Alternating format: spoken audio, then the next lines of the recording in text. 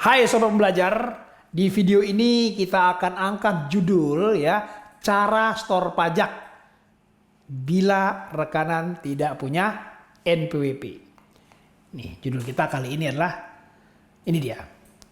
Nah, biasanya apa yang orang lakukan apabila rekanan atau penyedia barang tidak memiliki NPWP? Oke, saya setuju dengan Anda. Kebanyakan orang akan menggunakan ya NPWP bendahara atau NPWP instansi untuk menyetorkan pajak bila rekanan tidak punya NPWP. Nah, pertanyaannya, benarkah seperti itu? Hari ini kita akan kupas tuntas ya bagaimana cara penyetoran pajak bila rekanan tidak punya NPWP. Nah, untuk memudahkan kita, ini ada contoh ya, di layar ada contoh. Ya, kita buka contoh kita dulu. Ya, kita buka contoh kita dulu. Ini dia transaksi ini terjadi pada tanggal 8 Februari 2021. SMK Negeri 1 Pekanbaru itu membeli ATK yang total belanjanya adalah 2.100.000. Dibeli dari toko buku sederhana, toko buku serba baru, ya, yang beralamat di Jalan Pancing ya, nomor 1 Pekanbaru. Nah, toko buku ini ternyata dimiliki oleh Tuan Yoli ya, Tuan Yoli, dan ternyata Tuan Yoli atau toko buku sederhana ini baru berdiri, belum punya NPWP dan juga belum terdaftar sebagai PKP. Ini dia transaksi faktur kita lihat di layar ya. Ada 3 item yang dibeli. Yang pertama kertas A4, kedua kertas folio dan toner. Totalnya adalah 2.100.000. Nah, atas transaksi ini ya, ini yang dikenakan adalah PPh pasal 22 atau terkait dengan pembelian barang.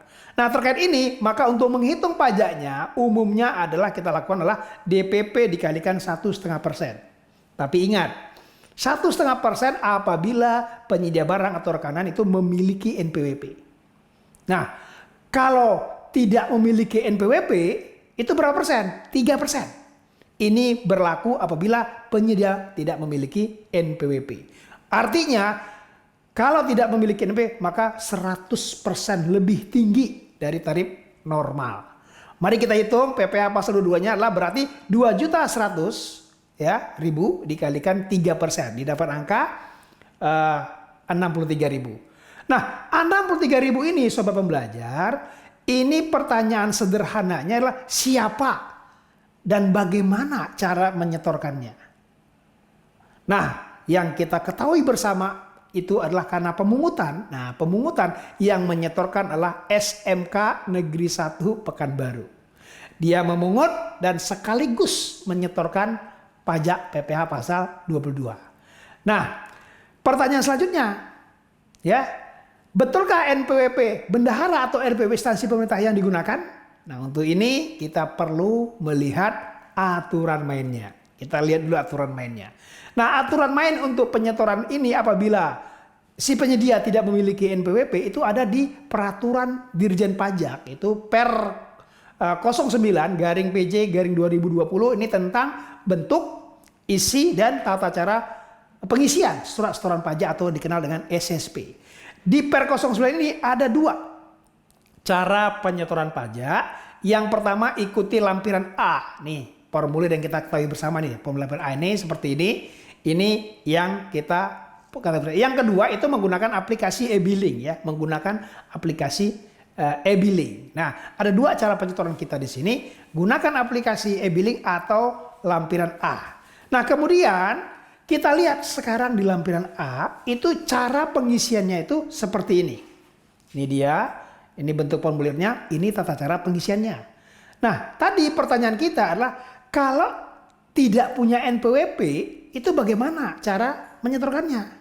Nah, di sini di formulir ini ya cara pengisiannya, nih kita lihat caranya, ini masih panjang. Kita langsung to the point saja. Cara apabila tidak memiliki NPWP, ini dia. Caranya kita perbesar lagi. Nah, ada 3 caranya. Yang pertama NPWP diisi dengan cara 0 2 kali, 0 3 kali, 0 3 kali, 0 XX 3 kali, dan 00. Yang kedua, yang X 3 kali diisi dengan kode KPP, tempat transaksi.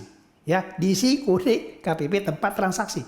Nah, yang ketiga, nama dan alamat kita isi sesuai dengan kartu tanda penduduk atau identitas lain yang sah. Nah, ini caranya. Nah, untuk memudahkan kita, mari kita praktekkan. Ya, kita praktekkan. Kita kembali ke contoh tadi. Ini contoh kita tadi, ya, yang transaksi ke toko buku Seba Baru. Kita praktekkan. Transaksi ini nanti kita isi, ya. Ini yang lampiran formulir SSP yang mau kita isi, dan ini yang sebelah satunya adalah NPWP yang data yang mau kita isi. Yang pertama kita isi NPWP. Tadi di contoh kita itu transaksi terjadi di Jalan Pancing nomor 1 Pekanbaru. Nah, ternyata Jalan Pancing ini Pekanbaru masuk wilayah kerja KPP Pratama Tampan. Kemudian setelah tahu kita kode KPP Pratama Tampan, kita cek kode KPP-nya. Ternyata kode KPP Tampan, Pratama Tampan adalah 216. Maka sekarang kita mudah. Kita masukin berarti kode NPWP-nya adalah 02 kali, 03 kali, 03 kali, 0216, kosongnya 3 kali. Masukin ke data kita untuk persiapan pengisian formulir, ya, atau menggunakan juga e-billing. Nah, yang kedua, nama dan alamat.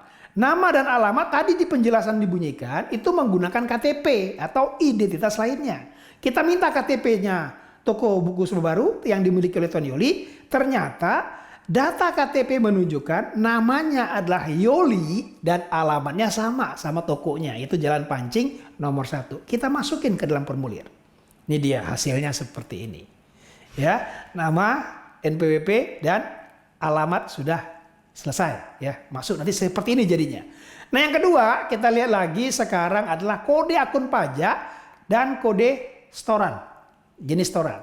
Karena kita transaksinya adalah PPh pasal 22, ini dia kode untuk PPh pasal 22. Kemudian kode jenis setoran. Kenapa? Karena yang memungut itu adalah SMK Negeri 1, itu berarti provinsi, Pemda provinsi, maka kodenya adalah 920. Kita masukin.